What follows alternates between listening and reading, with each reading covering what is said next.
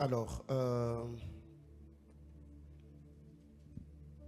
nous allons lire la parole de Dieu. Genèse chapitre 30, du verset 14 au verset 25. Donc, on reste assis et nous ouvrons nos Bibles. Genèse 30.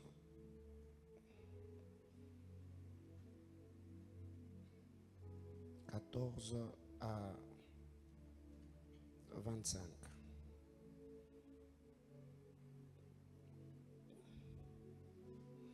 Ruben sortit au temps de la moisson de blé et trouva de mandragores dans les champs.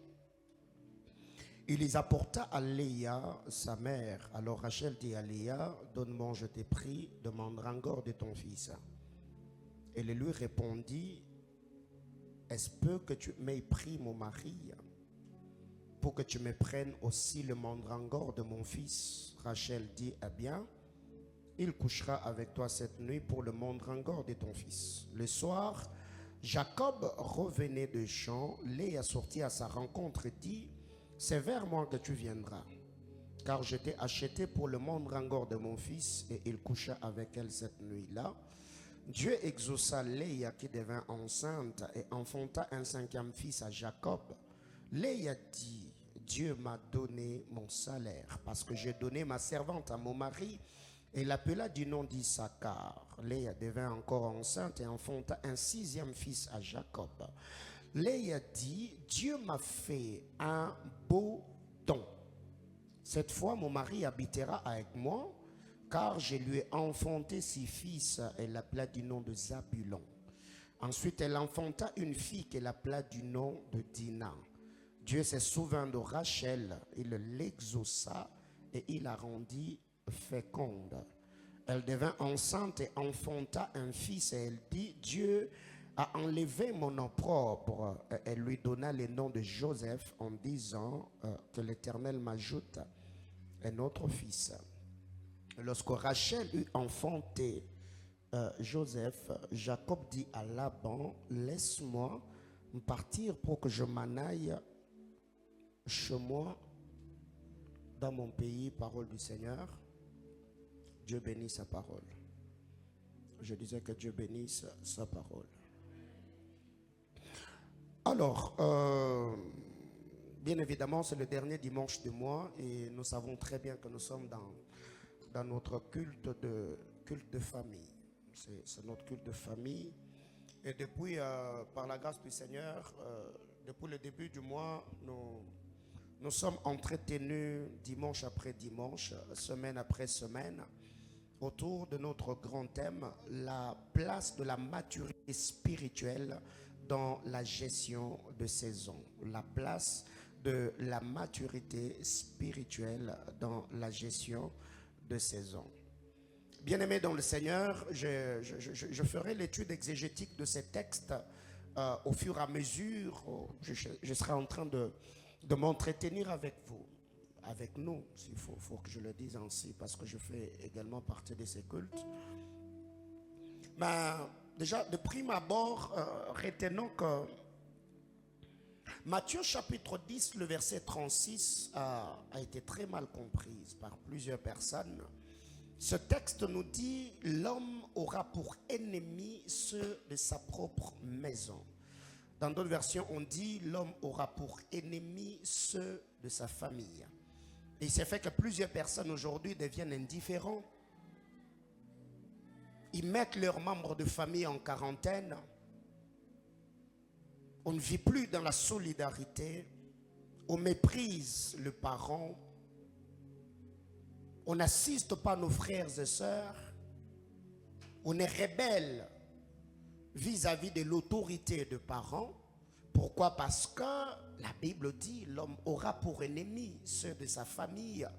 Parce qu'un prophète a dit, et dans cette maison d'alliance, je vous ai toujours dit, quand quelqu'un vient à vous, vous disant que votre père est mauvais, votre mère est mauvaise, ils sont sorciers ou sorcières, ta famille, ce qui va avec, prends cela avec beaucoup de réserve. Mais après avoir entendu la prophétie ou l'orientation, faut toujours se rassurer ou se renseigner pour avoir quand même de nouvelles sur l'état de la famille de celui qui t'a prophétisé. Parce qu'il y a plusieurs personnes aujourd'hui qui sont en conflit avec leur famille. Ils ont de blessures intérieures non cicatrisées et c'est leurs blessures au fait qui le poussent au fait à pousser d'autres personnes à se rebeller, s'élever contre l'autorité de parents, et ils finissent par mûrir ou nourrir l'égoïsme de l'homme. Alors, ce qui est vrai, c'est que la Bible est un livre sacré. Alors, si vous avez lu dans les livres saints l'histoire d'une famille qui a semblé vous blesser, ne restez pas concentré que sur cette famille-là. Cherchez dans les Écritures, vous verrez qu'il y a d'autres personnes qui ont vu certaines choses qui étaient contraires à ce que d'autres familles ont vécu. À titre d'exemple, si vous allez dans la famille de Jacob, vous verrez que le frère de Joseph l'ont vendu. Ils l'ont vendu et leur frère, quoique cela était dans le plan de Dieu, a fini par devenir esclave. Mais il n'y a pas que la famille de Jacob où on vend le frère, mais il y a aussi la famille de David où on défend le sœur. Quand vous lisez la parole de Dieu dans l'histoire de David, Amnon a violé Tamar, sa demi-sœur. Salomon a défendu, Absalom a défendu Tamar. Absalom est allé jusqu'à devenir meurtrier. Il a tué Amnon. Pourquoi? Parce qu'il n'y a pas que le frère de Joseph qui vendent leur frère, mais il y a aussi de Absalom qui défendent leur sœur. Une deuxième vérité, si vous avez lu que dans les entrailles de Rebecca, Ésaü et Jacob luttaient, se battaient, se heurtaient, il n'y a pas que les entrailles de Rebecca où les enfants luttent, il y a aussi les entrailles de Tamar. Je suis dans Genèse chapitre 38 où les enfants s'entraident. Là je parle de Péreth et de Zérach.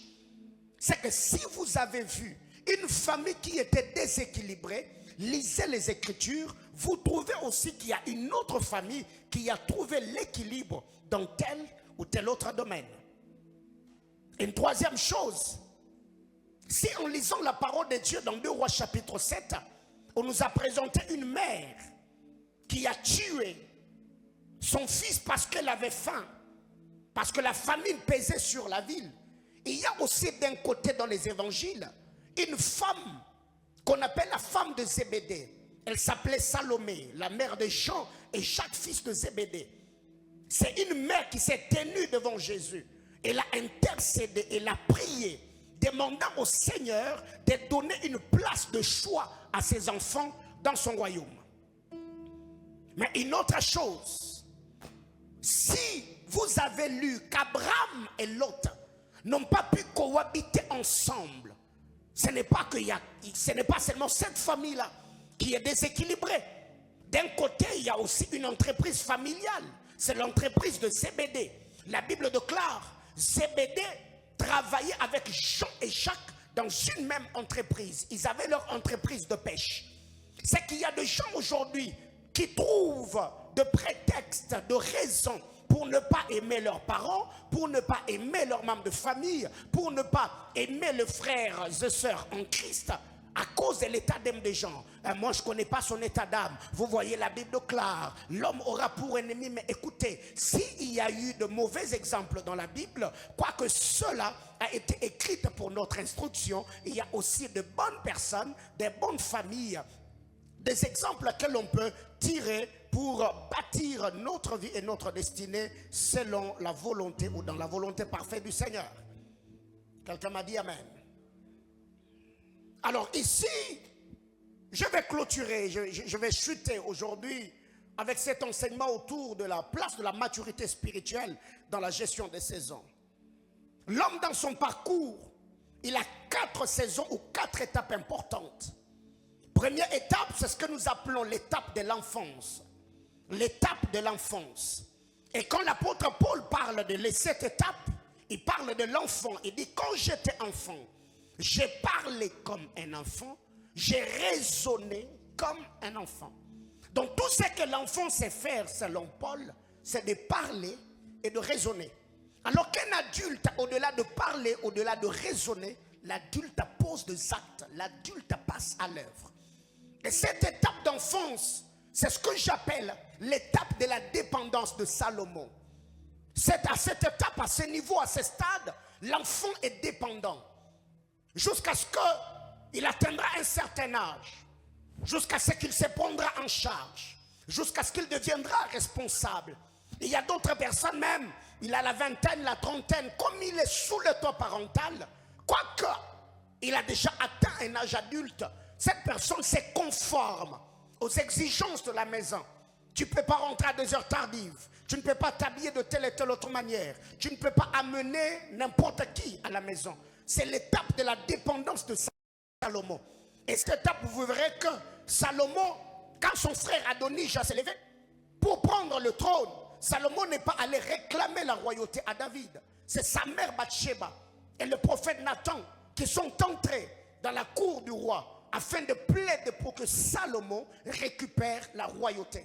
C'est l'étape de l'enfance. Quand on est enfant, on est dépendant. Mais cette étape de l'enfance, personne n'est enfant éternellement. Parce que plus le temps passe, on devient de moins en moins jeune et de plus en plus vieux. Deuxième étape, c'est ce que j'appelle l'adolescence. L'adolescence, la puberté, l'âge juvénile. Et cette étape, c'est ce que j'appelle l'étape de la découverte de Salomon. L'étape de la découverte de Salomon. Quand Salomon quitte l'étape de l'enfance, Salomon atteint l'âge juvénal. C'est l'étape des cantiques de cantiques. C'est la découverte de Salomon. Salomon devient amoureux. Salomon écrit le cantique de cantiques. Salomon nous parle de la beauté de la femme. Salomon nous présente son côté romantique. Il est écrivain, il est poète. Il parle de la beauté de la Sunamite. L'âge juvénile, c'est l'âge de la découverte. La femme découvre son corps. L'homme se découvre. Nous explorons certaines vérités, certaines réalités. Et c'est l'âge de la curiosité d'ailleurs. On est curieux, il faut connaître, il faut se découvrir. À l'école, au milieu des amis, même dans les choses de l'esprit, on découvre des choses. On a besoin de comprendre des mystères. On a besoin de comprendre et d'expliquer les énigmes. L'âge juvénile, l'étape de la découverte de Salomon. Il y a le cantique de cantique. Mais cette étape-là aussi, nous ne restons pas là éternellement. Troisième étape, c'est la jeunesse. La jeunesse, c'est un pas de plus. On quitte un peu l'âge juvénile. On devient jeune, on devient mature, on devient responsable. Et cette étape, c'est l'étape de proverbe de Salomon. Salomon atteint l'âge. Salomon devient expérimenté. Le même Salomon qui hier nous a parlé de la beauté de la Sunamite. Dans le proverbe, nous voyons Salomon qui nous conseille. Il parle aux jeunes gens. Il dit, jeunes gens, ne livrez pas votre vigueur aux femmes. Ne courez pas derrière les femmes. Ne faites pas ceci. Là, Salomon est devenu mature. Salomon est sage. Salomon donne des conseils. Et vous savez, le proverbe émane de l'expérience. Salomon a couru derrière les femmes. Salomon a aimé les femmes. Salomon a donné, a livré sa jeunesse, sa vigueur aux expériences. Quand Salomon atteint l'âge de la jeunesse, Salomon commence à conseiller. Il ne faut pas. Et l'âge de la jeunesse, c'est quand quelqu'un, après avoir un moment livré sa vigueur à certains plaisirs, il a dragué, il s'est habillé, il a pris de l'alcool, il est allé danser dans des boîtes de nuit. Après un moment, il te dit non, mais il faut devenir sérieux. Il faut devenir sérieux. Ce n'est pas seulement la prédication, ce n'est pas seulement le Saint-Esprit. Mais la personne comprend que l'âge que j'ai maintenant là, je dois m'organiser, il faut que je devienne sérieux. Et quand on atteint la jeunesse, certaines choses on ne les fait plus parce qu'on comprend qu'on court maintenant a derrière le temps. Il est temps qu'on s'organise. Il est temps qu'on aligne, qu'on agence certaines choses. Certains amis qui nous amenaient dans des distractions, on les évite. Pas nécessairement parce qu'on ne veut pas d'eux, mais on se rend compte que l'âge que nous avons aujourd'hui ne nous permet pas ou ne nous permet plus de faire certaines choses. Et vous savez, Salomon ne va pas rester jeune éternellement. Il y a également l'étape de la vieillesse. L'étape de la vieillesse, c'est ce que j'appelle l'étape de l'Ecclésiaste de Salomon. Salomon n'a pas écrit que le proverbe. Salomon a aussi parlé de l'Ecclésiaste. Ici, c'est l'étape de la vieillesse. Salomon a vieilli. Salomon, de l'autre côté, pouvait dire: jouis de ton travail, mange ton pain, bois ton vin. Là, c'est l'étape de proverbe. C'est la jeunesse de Salomon. Mais quand Salomon écrit Ecclésiaste, Salomon il dit dans Ecclésiaste: vanité de vanité. Tout est vanité. Là, on est vieux. Bien-aimés dans le Seigneur, pourquoi parler de ces 4 étapes? Parce que chacun d'entre nous passera par là. Vous savez, hier, j'étais au salon de coiffure, bien évidemment, alors que mon coiffeur était en train de me coiffer. Il m'a dit: mais pasteur, je vois le cheveu blanc qui commence à pousser. J'ai rigolé, je lui ai posé la question: est-ce que c'est beaucoup? Il m'a dit: non, c'est pas beaucoup, c'est quelques-unes. Bon, pour moi, c'était pas seulement qu'il m'a dit que j'étais en train d'avoir les cheveux blancs. Pour moi, c'était un message. Voyez-vous? Donc le coiffeur était en train de me dire: Baba, Unanzaku, Kuseka. Voyez-vous? Alors il y a d'autres personnes, toi déjà l'âge que tu as les cheveux blancs, toi il faut oublier ce que je dis là, ce ne te concerne pas. Toi-même tu sais que vraiment tu n'es pas vieux. C'est juste le développement hormonal qui a fait que tu aies la calvitie et que tu aies les cheveux blancs. Alléluia. Alors, qu'est-ce que je suis en train de dire tantôt d'ailleurs? Je parlais de l'Ecclésiaste de Salomon. Voyez-vous, Salomon, quand il devient vieux, Salomon devient sage. Salomon commence à conseiller. Salomon pense à l'au-delà. Salomon pense à l'héritage. Quand Abraham était jeune, Abraham était un guerrier. Abraham était un vaillant. Quand Abraham avance, Abraham accumule de biens. Mais quand Abraham atteint un certain âge, Abraham ne pense plus à lui. Abraham est en train de penser à la postérité. Il dit à Dieu: tu m'as béni, tu m'as donné tout, mais je suis en train de m'en aller. Qui va hériter après moi si ce n'est Eliezer de Damas? Voyez-vous, c'est que vous devez savoir, toutes ces 4 étapes déterminent le type de saison qui s'ouvriront à toi de par la manière dont tu as géré chaque étape de ta vie. La manière dont tu as géré l'étape de l'enfance déterminera la manière dont tu passeras ton âge juvénile. La manière dont tu te comportes à ton âge juvénile déterminera la manière dont tu passeras ta jeunesse. Ce qui fait que nous qui avions grandi à Kinshasa, il y a jusqu'aujourd'hui d'ailleurs, jusqu'aujourd'hui, il y a certaines personnes, tu parles avec lui, quand tu regardes son âge, sa manière de se comporter, tu parles avec lui, tu dis: mais mon cher Kolako, Zamukolo. Quelqu'un t'a déjà parlé comme ça? Oh, je sais que tu ne vas pas admettre. Mais au fait, c'est entre nous, c'est toi et moi. Vous voyez, quand déjà quelqu'un à l'âge avancé, on lui dit Kolako, Zamukolo, cela seulement veut dire que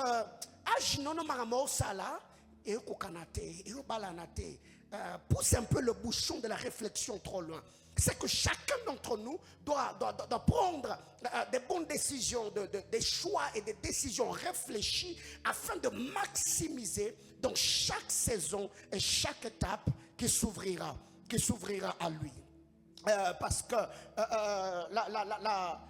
l'enfance, au fait, est une porte qui mène dans la chambre de l'adolescence.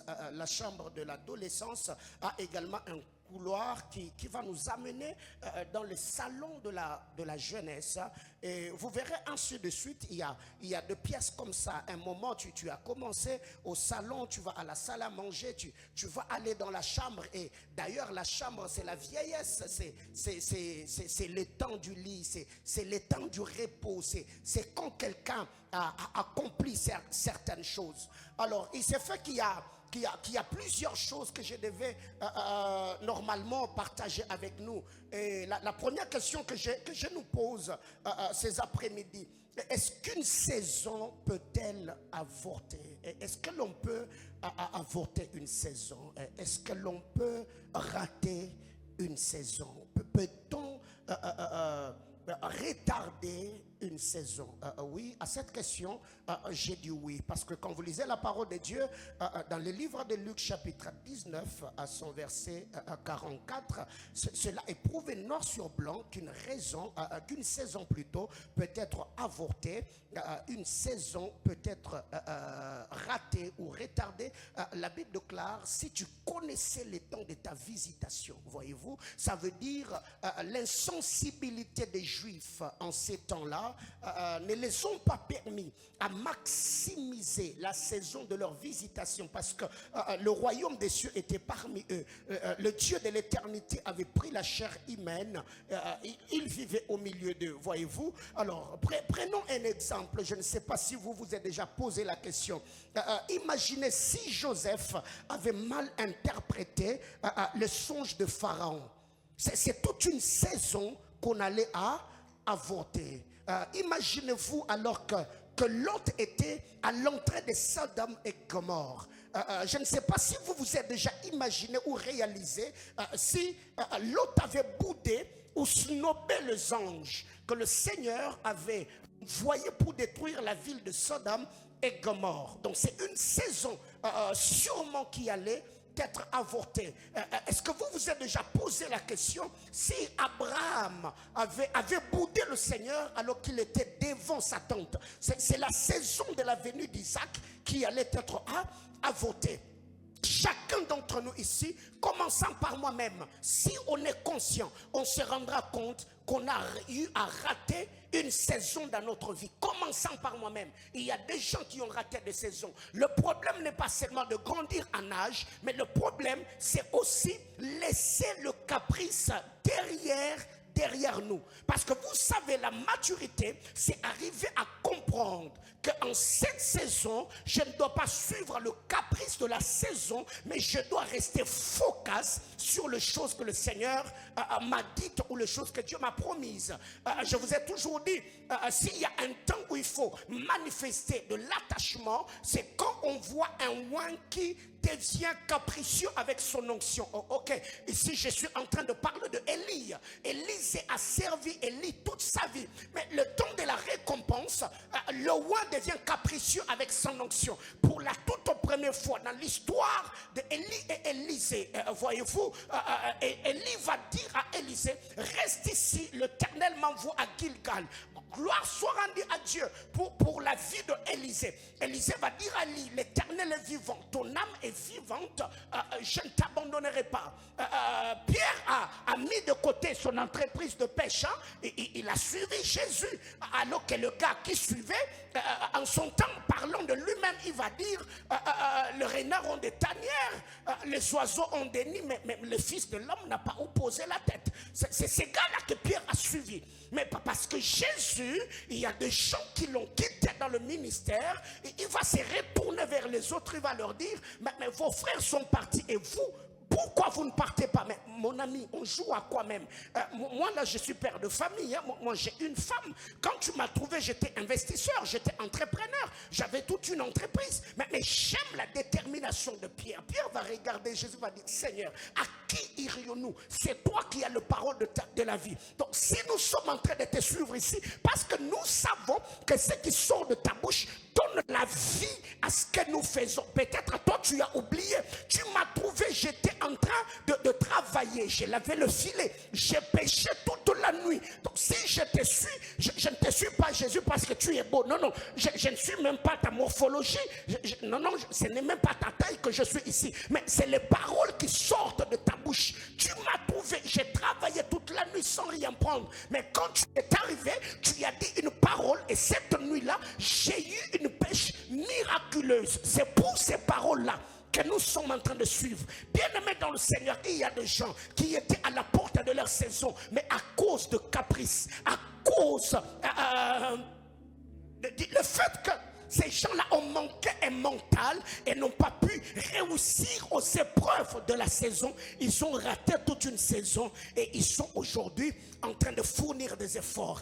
Dis à ton voisin, développe ta sensibilité. Non, dis-le lui avec beaucoup de conviction, dis-le lui qu'il développe sa sensibilité.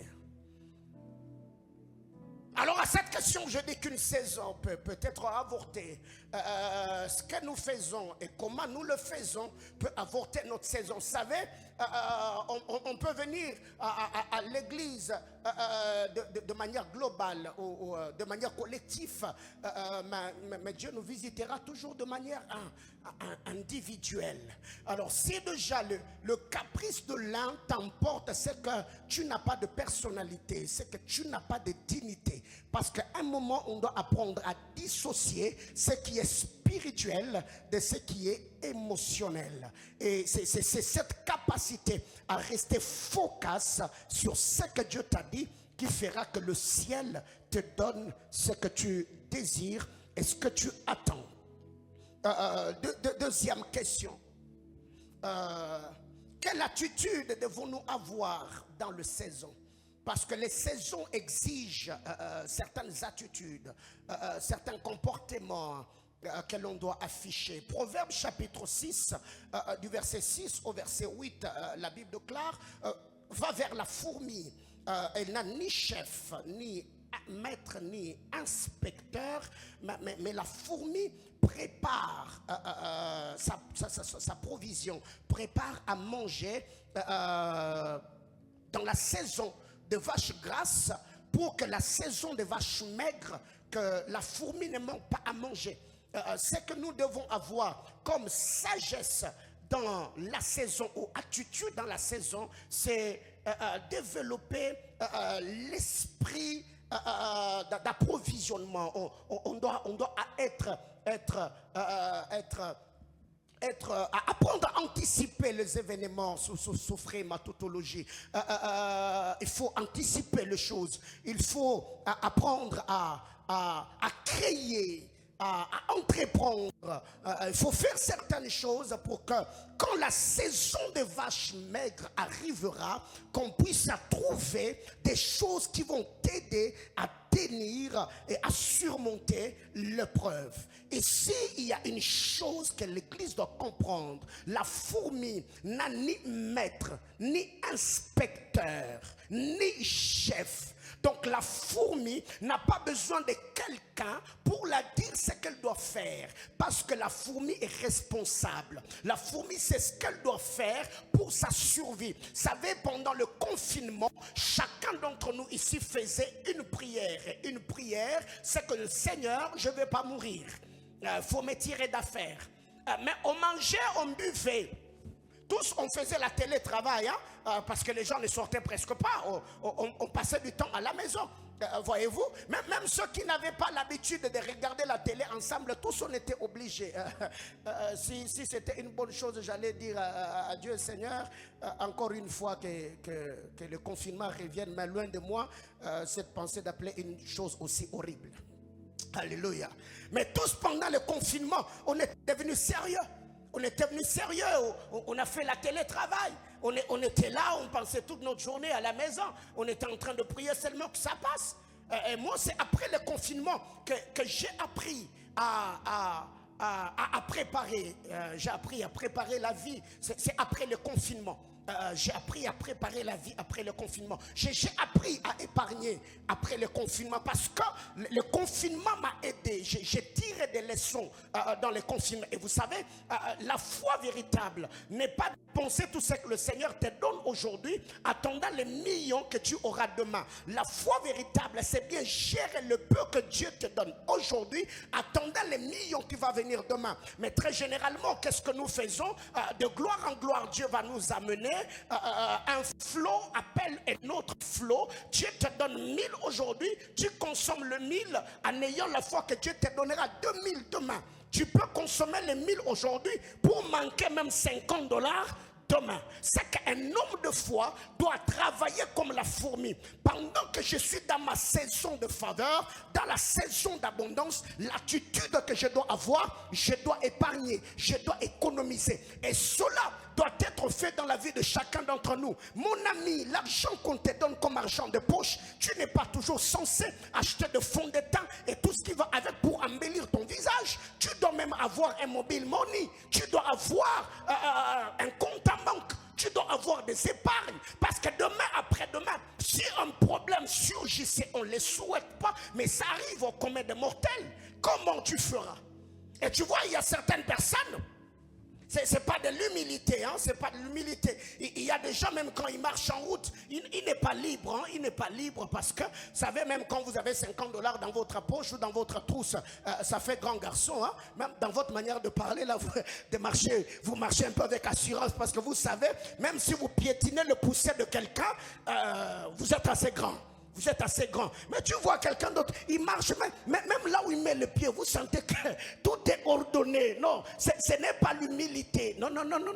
C'est l'argent qu'il manque, qui fait ce qu'il se dit, si aujourd'hui j'ai renversé les arachides d'autrui, donc on risquerait de m'arrêter. Mais tout cela, ce n'est pas parce que Dieu ne nous visite pas, mais parce que nous ne gérons pas bien ce que Dieu nous donne. Aujourd'hui, déjà, le challenge est lancé. Ce iPhone 17 Pro Max et tout son est derrière. Mais tu as déjà les 12 Pro Max. Est-ce que ça n'envoie pas message sur WhatsApp? Ça ne fait pas selfie? Est-ce que ça ne prend pas de photos? Mais tu es en compétition avec qui? Bâtis ta vie. Il faut préparer les choses. Non, je voudrais parler à mes filles. Vous savez, un homme qui viendra t'épouser, s'il te trouve en pleine activité, au-delà de l'amour qu'il te donne, il va te respecter. Quelqu'un comprend de quoi je parle? Et même si c'est ton argent que tu manges, c'est toi qui vas au restaurant, tu commandes un plat, tu manges ton argent, tu le manges fièrement et dignement parce que tu sais que c'est ta sueur. Il est grand temps qu'on mette un peu de côté ces choses, ou quand tu as faim à la maison, tu vas sur ton statut, oh, qui me fait sortir? Non, mais non, faut pas tomber à ce niveau. Quelqu'un comprend de quoi je parle? Quand tu vas sur TikTok, tu vois une chaussure, tu fais capture d'écran, tu mets sur la vidéo, qui m'offre ça? Mais qui a travaillé pour t'offrir à toi? Donc toi, tu as méga pouvoir chaussure, c'est nous qui travaillons pour t'offrir. Dis à ton voisin, Aïna bien.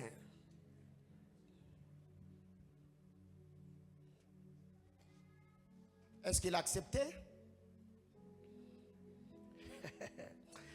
J'ai même envie de te dire, Mungu akufunguleko.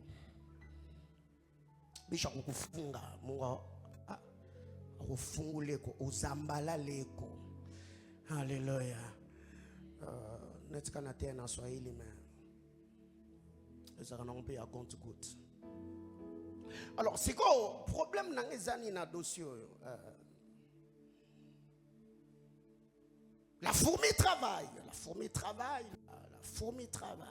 elle met de côté, elle s'organise, elle n'a pas besoin d'un maître, elle n'a pas besoin d'un inspecteur, la fourmi n'a pas besoin d'un chef, la fourmi est chef elle-même, elle s'organise, la fourmi. Troisièmement, est-ce qu'il faut toujours avoir des gens dans la vie pour maximiser dans nos saisons? Faudrait-il toujours rencontrer certaines personnes? Pasteur, est-ce que j'ai besoin des gens dans ma vie pour entrer dans ma saison? À cette question, j'ai dit oui. Cette question, j'ai dit oui. Vous savez, Dieu bénit l'homme qui est par l'homme. Dieu bénit l'homme qui est par l'homme. La semaine, je le dis, je sais que ce n'est pas mon point fort.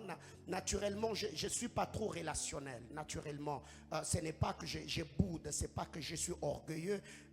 Je suis trop réservé. Je suis trop réservé. Je ne suis pas trop relationnel. Mais les relations que Dieu me donne, je chéris jalousement ces relations. J'entretiens, je veille sur ces bonnes personnes qui sont dans ma vie. Je me bats autant que je peux pour être là pour eux, afin que ces personnes se sentent importantes, que ces personnes ne regrettent pas de m'avoir rencontré. Quand vous lisez la parole de Dieu, dans le livre de Jean chapitre 5, nous voyons un homme qui a fait 38 ans à la piscine de Bethesda. Et les jours où le Seigneur s'approche de lui, il va lui poser la question, veux-tu être guéri? Jésus ne lui a pas dit, qu'est-ce que tu fais ici? Écoutez maintenant sa réponse. Il va dire à Jésus, je n'ai personne. Ce n'est pas la question qu'on t'a posée. Lui a fait 38 ans parce qu'il n'avait personne. Alors que vous lisez Marc chapitre 2, l'autre paralytique, il était aussi paralytique, mais celui-là avait 4 amis. Les 4 amis ont pris cet homme, ils l'ont amené jusqu'au pied de Jésus. Lui n'avait pas de pied, mais il en avait 8. Parce qu'il avait 4 amis et chaque ami avait au moins 2 pieds. C'est que le paralytique, Dans sa vie, il a trouvé la guérison, il a été restauré, rétabli parce qu'il avait des gens. Or, parlons des saisons. Les saisons, ce sont des opportunités. Les saisons, ce sont des rencontres. Il y a une saison dans la vie où le Seigneur place sur ton chemin certaines personnes, certaines relations, certaines rencontres. Quand tu rencontres ces gens-là, tu te rends compte qu'il y a quelque chose d'inhabituel qui a commencé à se passer dans le sphère spirituelle. Et je crois que c'est ma première prière que j'adresse au Seigneur. Que le Seigneur Dieu de toute grâce mette sur ton chemin avant la fin de cette année ces personnes que tu as toujours rêvé de rencontrer. Ces bonnes personnes qui seront comme ce paralytique, qui vont t'amener jusqu'au bon port de la destinée. Les lieux où ton miracle, où ta restauration, où ta guérison, où ton relèvement, où ta promotion, où les choses tant attendues vont arriver. Parce que ce que vous devez savoir, tout ce que le Seigneur vous a promis vont transiter entre les mains d'un humain avant de t'arriver. Oh, j'étais en train de dire à quelqu'un, ton futur c'est le passé de quelqu'un. Oui, j'ai dit ton futur glorieux là, c'est le passé de quelqu'un. Et toute la fois, avant que tu n'entres dans une saison glorieuse, Dieu rencontrera quelqu'un, il l'ordonnera pour que ce dernier vienne avec ce que tu attends. Ce n'est pas moi qui est en train de le dire. Quand vous regardez le Seigneur dans l'histoire de la Bible, il a utilisé et les bêtes, et les anges, et les humains juste pour accomplir le dessein. Alors ma prière au trône, si c'est dont tu as besoin est entre les mains des hommes, que le Seigneur le bouge et le bouscule de partout. Oh my God, j'étais en train de bénir la vie de quelqu'un.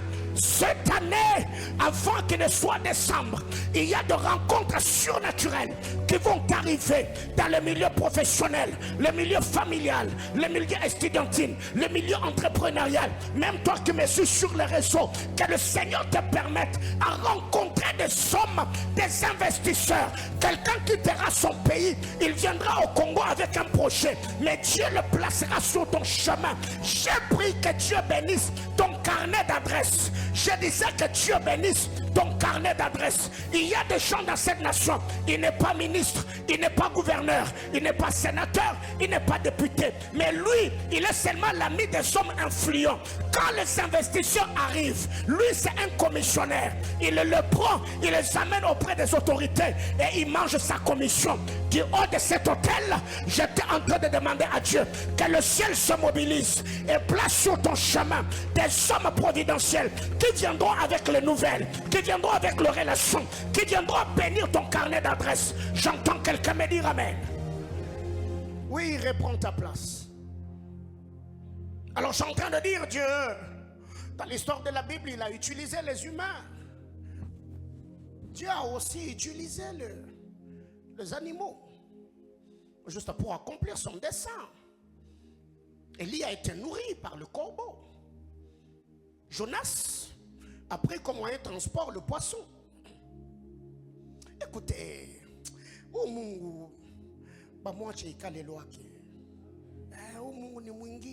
les amis, Dieu c'est... Il ne faut pas le comprendre, il faut marcher avec lui seulement comme ça.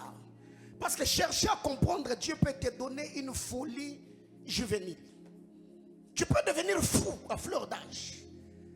La question que je me suis posée, comment expliquer un poisson qui avale quelqu'un et prend la direction de là où les gars devaient partir? Dieu est capable d'utiliser même une bête pour accomplir son programme dans ta vie. Écoutez, si ceux qui étaient censés te faire du bien ont résisté contre le droit de Dieu, que Dieu trouve même ceux qui n'étaient pas qualifiés. Oh non, je sens que c'est mon cœur qui parle à quelqu'un. S'il y a quelqu'un qui était mieux placé à te faire du bien en cette saison, il s'est endetté, l'orgueil est monté dans son cœur, que Dieu les déclasse, que Dieu les disqualifie, que Dieu enrôle même celui qui ne pouvait pas, que Dieu le capacite afin que ce que tu devais avoir, que tu l'aies par sa puissance, au nom de Jésus. Alors, si les hommes ne se disponibilisent pas. Si déjà les bêtes ne sont pas disponibles, Dieu a une autre armée que j'appelle les êtres de gloire, que nous appelons anges. Dieu peut se servir d'eux pour bouger les choses dans ta vie. Vous savez, le problème, Jésus et Lazare, hein, c'est deux choses diamétralement opposées. Hein, Jésus et Lazare, Jésus est mort, Lazare de même. On les a tous mis dans une tombe. Mais le détail important dans cette histoire, c'est que à la tombe de Jésus et à la tombe de Lazare, c'était des hommes qui ont placé des pierres. Lazare est mort, on l'a mis dans une tombe. Les humains sont venus avec une crotte, avec une pierre, ils ont placé pour que Lazare ne ressuscite pas. Jésus aussi, quand il est mort, on l'a placé dans une tombe. On est venu avec une pierre, on a placé. Mais pour Lazare, quand Jésus arrive, Jésus dit aux humains, il les utilise. Il dit, ôtez la pierre. Les hommes sont partis, ils ont. Mais pour Jésus, il n'y avait personne. Il est abandonné à son propre sort. Qui ira ouvrir la pierre pour lui? Déjà Pierre lui-même, qu'il a appelé Pierre, l'a renié. Jean, Yakwenda. Pierre, Mouela. Personne n'est disponible pour l'aider. Mais ce que j'aime, la Bible déclare, un ange descendit du ciel. Il roula la pierre et partit. Non, la Bible dit il roula la pierre et s'assit dessus. Si la pierre qui t'empêchait jusqu'ici d'émerger, si dans ton milieu environnemental ou familial, il n'y a pas eu quelqu'un qui avait la force nécessaire pour ôter ta pierre, je suis un prophète de Dieu. Du haut de cet autel, je prie que le Seigneur utilise une armée angélique qui vont se mettre en activité afin de renverser des autels, afin de boucher les choses, afin de bousculer les choses, et que toute forme de pierre qui t'empêchait d'entrer dans ta saison, d'entrer dans ta destinée, que cela soit ôté par les noms puissants et miraculeux de Jésus-Christ. Vous savez, quand l'ange roule la pierre, se met dessus pour que la pierre ne fasse quoi? Ne rentre plus. C'est que ça, il faut retenir. S'il n'a pas utilisé les hommes, il peut utiliser les animaux. Dieu peut utiliser les anges. Il descend dans cette situation-là. Et cela est décanté. Oui, on a besoin des hommes. Pour entrer dans une saison, on a besoin des humains. Et je vous ai donné le témoignage récemment. J'arrive à l'aéroport Charles de Gaulle. Je prends le véhicule, on m'a installé. Dieu me met en contact avec un homme de Dieu. On a parlé, je suis allé chez lui, je travaillais. Dieu, par sa grâce, m'avait puissamment utilisé. Après, il me regarde, il me dit, certes, je n'ai peut-être pas l'argent à te donner, mais j'ai des relations que je peux utiliser en ta faveur. Papa, on a mis tout sur pied. Et aujourd'hui, c'est dimanche. Le jeudi, un de ses contacts me crie, il me dit, est-ce que tu peux te disponibiliser pour être avec nous au Canada en avril 2026. Je lui dis oui, il n'y a pas de souci, je serai là. Après, lui-même m'appelle, il me dit, le travail que tu as fait chez moi, j'avais envoyé le vidéo des services prophétiques que tu faisais à un de mes amis qui est à Beverly Hills aux États-Unis. Il va te contacter de ma part. Et hier soir, j'arrive à la maison, j'ouvre mon téléphone, je trouve un appel en absence, un numéro des États-Unis. J'écris à la personne, il se présente, me dit, je suis tel pasteur, je vous appelle de la part de tel homme de Dieu. On a un grand programme à Beverly Hills, aux États-Unis, au mois de juillet. Est-ce que ton calendrier peut te permettre d'être avec nous? J'ai dit, ah,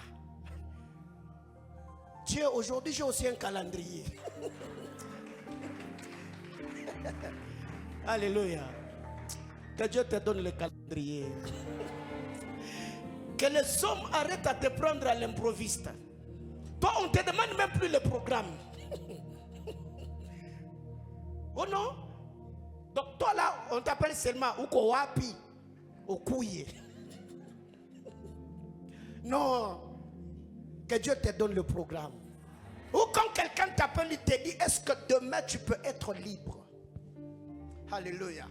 Et tu vas comprendre pourquoi je t'ai donné le témoignage à toi en ce deuxième culte, parce qu'au premier culte, j'en ai pas parlé. Alors, on a besoin des humains. On a besoin des âmes. Chaque nouvelle saison, le Seigneur placera toujours sur ta vie des hommes importants. Et vous savez, pendant que j'étais en train de parler avec tous ces gens, je me disais, oh Seigneur, donc, Moulins va aller au Canada. Je dis, ok. C'est que Maestro va aller aux États-Unis. Parce que là, j'aurais besoin d'un gars comme lui. Pour que je donne le meilleur, il faut qu'il soit là.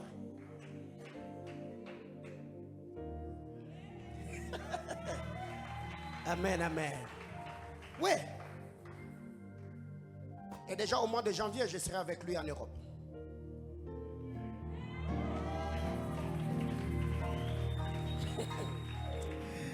Bien-aimés frères, la vie et la destinée des hommes sur terre sont attachées aux hommes. Ouais. Dieu te bénira en bénissant quelqu'un. Alors une autre chose, le problème c'est que maman Chantal a besoin d'apprendre le clavier, mais elle n'a pas le temps. Vous savez, ce genre de témoignage, on se dit, Mungu ni mie. Chi, ni bête au clavier. Seigneur Jésus. Alors, qu'est-ce qui arrive? C'est que Dieu, dans son amour, dans chaque saison, on a besoin d'une sagesse. La sagesse de l'esprit. On a besoin, pas seulement d'une attitude, pas seulement d'un son providentiel, mais nous avons besoin d'une sagesse dans chaque saison. 2 Rois chapitre 4, le verset 7. C'est l'histoire de la femme du fils de prophète. Elle va voir Élisée, elle expose le problème. Élisée va dire, va dans ta maison, prends de vases vides, remplis. Et quand elle va voir l'homme de Dieu va dire à cette femme, va, vends tout ce que tu as comme huile, paye ta dette et tu vivras de ce qui va rester. Cette femme, pour survivre, elle ne devait pas seulement avoir l'argent entre les mains, mais elle devait avoir une sagesse. Parce que si après avoir vendu cette huile, elle s'est dit, mais il est maintenant grand temps, je peux quand même m'acheter un super wax. Je peux acheter un sac Hermès, des chaussures Louboutin. Je vais quand même un peu seulement acheter un parfum de grand prix. Mes voisines doivent quand même sentir que je suis sorti du veuvage. Elle allait crever. C'est que la sagesse que cette femme devait avoir, selon moi, c'est qu'elle devait investir son argent. Elle devait créer une unité de production. Parce que Élisée est un pigeon voyageur. Il ne sera toujours pas là pour multiplier ton huile. Mais c'est que l'onction du prophète a multiplié par la puissance de Dieu. Ton intelligence doit les multiplier pour que tu survives. Alors il y a plusieurs personnes. Tous les billets qui tombent entre vos mains n'est pas à dépenser. Et il y a des gens qui ont raté leur saison financière parce que leur chiffre d'affaires est entré dans une chaussure. Leur chiffre d'affaires est entré dans un plat. Leur chiffre d'affaires est entré dans un téléphone. Leur chiffre d'affaires est entré dans un terrain. Imagine-toi, tu as acheté ce terrain au Golfe 4, je ne sais pas, plateau 5. Ça fait maintenant 5 ans où tu as mis tes $2000 dans ce terrain-là, attendant que les gens habitent le coin pour que tu construises ta maison. Aujourd'hui, c'est 7 ans où tes $2000 ont chômé. Tu as $50 000 que tu as placés en banque. La banque tourne ton argent. Et ils deviennent de plus en plus riches. Même les taux d'intérêt sont faibles. Alors si c'est 50 000, laisse 30 000, prends 20 000. Investis dans les affaires. Bien aimé, quand vous lisez la parole de Dieu, j'aime la Bible claire. Abraham, dans Genèse chapitre 13, au 2e verset, Abraham était riche en or, il était riche en argent, il était riche en troupeaux. Abraham, le père de la foi, avait 3 unités de production. Abraham, déjà en son temps, Abraham faisait l'or. Abraham était éleveur. Aujourd'hui, avec $500, tu peux faire le champ ici. Oui. Tu peux devenir cultivateur, tu peux devenir éleveur. Mais le problème avec nous, on trouve que c'est le sale boulot. On a besoin d'un bureau climatisé. Et vous devez savoir, je l'ai dit au premier culte, et je m'adresse ici à tous ceux qui sont des responsables. Apprenez à donner, communiquer une éducation financière à ceux qui vivent dans vos maisons. Quand vous donnez chaque fin du mois, par exemple $100 d'argent de poche à quelqu'un, après 3 mois, appelez la personne, posez-lui la question, dans ses économies, il a combien? Si la personne te dit qu'il n'a rien, c'est que la personne n'a pas une éducation financière. Commencez à éduquer la personne. Parce que vous n'en aurez toujours pas. Aujourd'hui, peut-être c'est vous qui subvenez aux besoins de la famille. Mais demain, il se pourrait que vous manquez l'argent d'acheter l'huile, d'acheter la farine. Mais si l'autre a des économies, elle peut sortir $20 de ses économies et vous achetez les bungas à la maison. Et moi, c'est comme ça que je travaille. C'est comme ça que je fonctionne. Quand on te donne l'argent de poche, ne mange pas tout. Paye ta dette et tu vivras avec ce qui va rester. Mais comment survivre si tu n'investis pas? Ton argent, tu le places dans quoi? Vous savez, récemment, j'étais en train de parler avec un de mes fils. Il est aussi dans l'habillement. J'ai vu qu'il avait mis certaines choses. Et j'étais en train de le taquiner. J'ai dit, ah, toi apparemment, on finira seulement par faire de toi mannequin. Il m'a dit, papa, moi je vends tout, même ce qui est sur moi. Alléluia. Donc si déjà tu le vois avec une chaussure et ça te plaît, et vous faites l'affaire, donc il peut aller chez toi, il te laisse la chaussure, il rentre en babouche parce que lui est un homme d'affaires.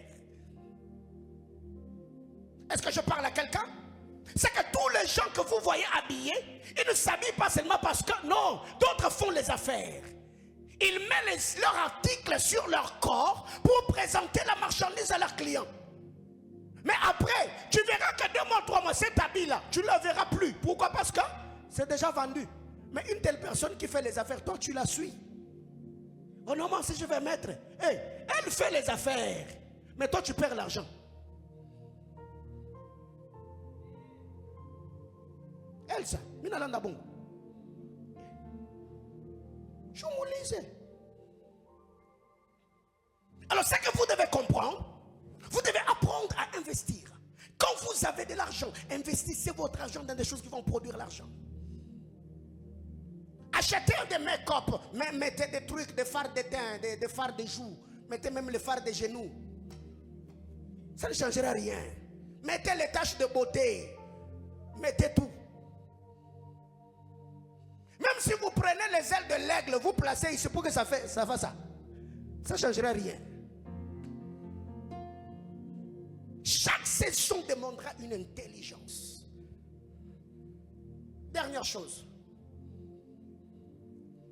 Est-ce que nous avons besoin de l'établissement spirituel ou du positionnement spirituel? Dans chaque saison, je dirais oui. Les saisons demandent de l'établissement spirituel. Mais le problème est que je ne serai pas très long sur ce point, parce que j'ai déjà parlé en long en large sur ces sujets. Les saisons ne sont pas que des portes qui s'ouvrent. Les saisons, c'est des ennemis que l'on fait. Les saisons viennent avec le challenge. Les saisons viennent avec des adversités. Les saisons viennent avec des controverses. Les saisons viennent avec des nouveaux ennemis. Parce que vous devez savoir, pendant que vous riez, pendant que vous brillez, vous rayonnez là, tous ceux qui sont autour de vous ne vous acclament pas. Oui. Il faut être gamin ou gamine pour croire en tout ce qui sort dans la bouche des humains. Il y a des gens qui vous bénissent avec leur bouche, mais qui vous maudissent dans leur cœur. Ils ont la rancœur. Pourquoi? Parce que ce que tu y es là, c'est ce que la personne devait être. C'est ce que la personne devait avoir. Et comme signe majeur, quand vous entrerez dans votre saison, et que les gens que vous avez toujours rendu service, ils deviennent indifférents, rassurez-vous qu'ils n'ont jamais voulu que vous leur ressemblez ou que vous ayez ce qu'ils sont. Pourquoi? Parce que pour eux, vous n'avez jamais été des amis, vous êtes devenus des rivales. Alors si tu vois quelqu'un qui fait certaines choses, il t'associe dans ce qu'il fait. Elle te parle de ce qu'elle fait, comment elle gagne l'argent, elle t'introduit partout où elle entre. Rassure-toi que cette personne-là a un bon cœur. Parce que la majorité des gens veulent toujours que nous soyons derrière eux, comme des garçons et des filles de course. Mais là où nous allons, dans ce que nous faisons, elles ne voudront, ou ils ne voudront jamais qu'on entre là, de peur qu'on les rivalise. Alors déjà, si vous avez ce genre de personnes, toute la fois où tu es dans le besoin, la personne est là. Regarde comment je fais, regarde comment je prie, regarde comment je me maquille, regarde comment je gagne mon argent. Bénissez le Seigneur pour cette personne-là. Dites-lui qu'il n'est pas vôtre, en compétition avec vous ou encore en rivalité avec vous. C'est une personne sincère qui vous aime. Quand vous regardez la parole de Dieu, la saison de Saül a été précédée par l'établissement spirituel. La saison de David a été précédée par l'établissement spirituel. La saison de l'église a été précédée par l'établissement spirituel dans la chambre haute. Alors ce que vous devez retenir, c'est que tous les jours de votre vie, chaque palier vous exigera une nouvelle onction. Chaque dimension, chaque pas que vous ferez dans la vie vous exigera un autre manteau. Mais le problème en est que dans cette histoire, la Bible déclare dans Genèse chapitre 30, Ruben, fils de Léa, je suis au verset 14, il sort, c'était au temps de la moisson de blé. Et quand Ruben va au champ, il va trouver ce qu'on appelle de mandrangore. Chez les Sémites, ceux de la postérité d'Abraham, le mandrangore était un aphrodisiaque qui stimulait la fertilité chez la femme. Ruben est fils de Léa. Ruben sort, arriva dans le champ, il trouve le mandrangore. Ruben est célibataire. Ruben n'a ni femme ni enfant. C'est que le mandrangore ne lui servira à rien. Quand Ruben arrive, il prend le mandrangore, il donne le mandrangore à sa mère, qu'on appelle Léa. Léa, cette nuit-là, elle est en chaleur. C'est ce que la Bible rapporte. Rachel, cette nuit-là, c'était son jour de passer nuit avec Jacob. Mais Léa est dans sa saison. Elle a le mandrangore qui stimule la fertilité, mais sans mari. Rachel est dans sa saison. Cette nuit-là, Jacob devait passer nuit chez elle. Elle n'est pas fertile, mais elle a Jacob. Que faire? Moi, j'ai ce que tu veux. Toi, tu as ce que je veux. Jouons franc jeu. Faisons un marché.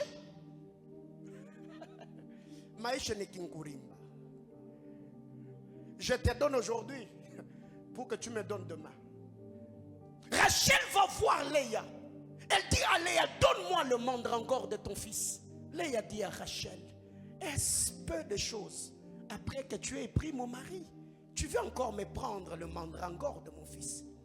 Et Rachel comprend que ça ne sert à rien de garder Jacob cette nuit parce qu'il ne me servira pas à grand chose. Rachel comprend que Léa est dans sa saison. Je dois donner à Léa la sémence dont elle a besoin. Mais que Léa me donne le mandrangore qui doit booster ma fertilité. Parce que Léa est une saison présente. Rachel est une saison à venir. Rachel prend Jacob et le place le Jacob dans le bras de Léa.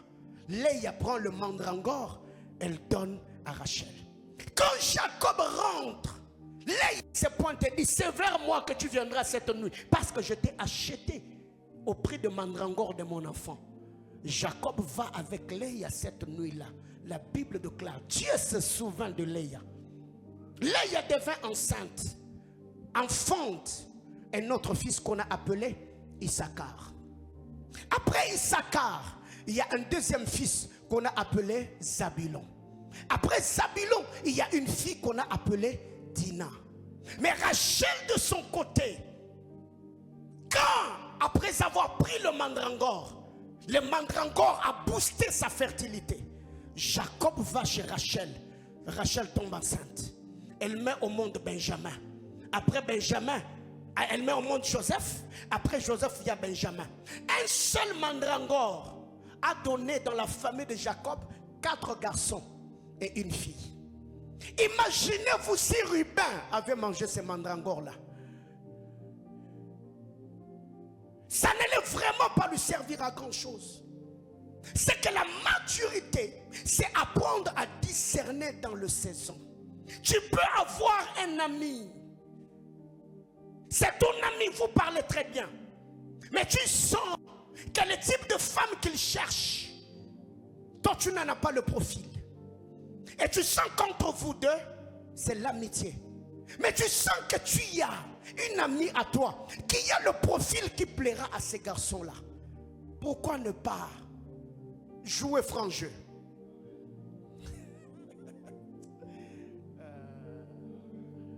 Pourquoi ne pas jouer franc jeu? Tu sais que toi tu n'es pas chauffeur des engins lourds. Mais dans ton entreprise, on est en train de chercher un chauffeur mécanicien.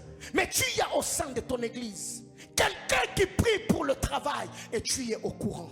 Pourquoi ne pas dire à l'autre, je suis qu'un ruban, je voudrais te connecter à mon entreprise, on a besoin de toi. Alors il y a des gens comme ça qu'il faut retarder les destinées de plusieurs personnes seulement parce qu'on est égoïste. On ne sait pas partager. Regarde dans ton milieu environnemental. Il y a peut-être des gens qui ont besoin de choses que toi tu négliges. Peut-être cela pour toi n'est pas salutaire.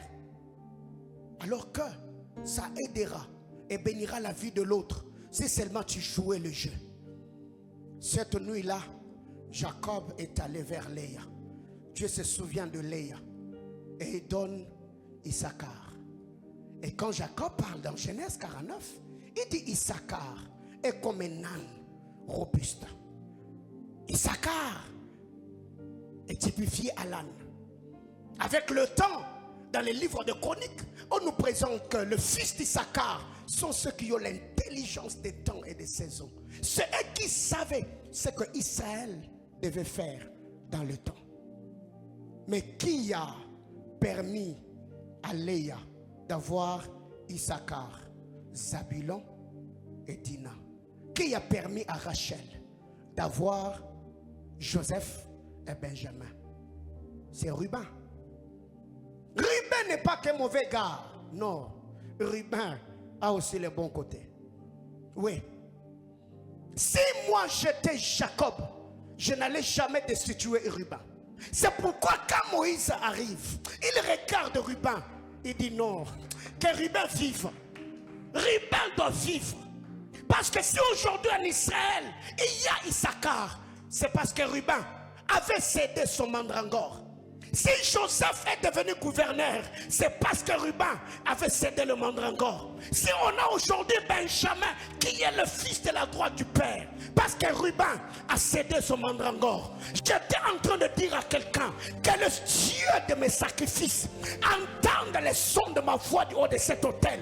Que Dieu voie mes larmes, que Dieu voie mes batailles secrètes, que Dieu voie cette sueur qui tombe en ce midi du haut de cet autel. Que ce Dieu te fasse grâce, que tous les jours de ta vie, que tu sois exposé aux choses inouïes qui vont te laisser de traces. Et c'est mon cœur qui te bénit. Mais aussi, Léa et Rachel, elles doivent apprendre à travailler en collaboration. L'apôtre Paul, dans le livre de Romains, chapitre 1, le verset 11, il va dire aux Romains, je souhaite venir vers vous afin de vous communiquer quelques dons. C'est ce que l'on va faire dans 5-10 minutes, dans ces après-midi. Tu vas me trouver quelqu'un dans cette salle avec qui tu vas prier. Comment ça va se passer? Moi, je suis Léa. Cette nuit, moi, je suis en chaleur. Si je n'ai pas Jacob cette nuit, Issachar ne va pas venir. Rachel, elle attend sa saison. Si elle ne mange pas le mandrangore, la saison prochaine, elle n'aura jamais Joseph. Alors on fait quoi? On fait des échanges. Moi je te donne ce dont tu as besoin, et toi tu me donnes ce que tu as déjà. Tu vas trouver un frère, une soeur. Quand tu regardes, tu sens que les choses que tu veux avoir sont déjà dans la vie de cette personne-là. Mais tu vas prier, Seigneur, je veux que tu bénisses ce frère. Au premier culte, nous l'avons dit. Peut-être toi jusqu'ici, tu pries pour le travail, tu pries pour le voyage. Mais tu sens que dans la salle, il y a un frère qui voyage souvent. Il y a une soeur qui se déplace souvent. Alors moi, je fais quoi? Je m'attache à elle. Elle est pour moi comme Léa. Je vais dire, Seigneur, bénis encore les affaires de cette soeur. Et elle priera également que Dieu m'introduise aussi dans ma saison. La Bible déclare, priez les uns pour les autres, afin que vous soyez guéris. C'est qu'il y a des choses dans une saison. Quand vous vous mettez à prier, quand vous vous mettez à chercher Dieu, ce n'est pas seulement un réseau spirituel, ce n'est pas seulement des connexions que vous établissez, mais c'est également des téléchargements, des données spirituelles que vous attirez vers vous. Lève-toi, on va prier.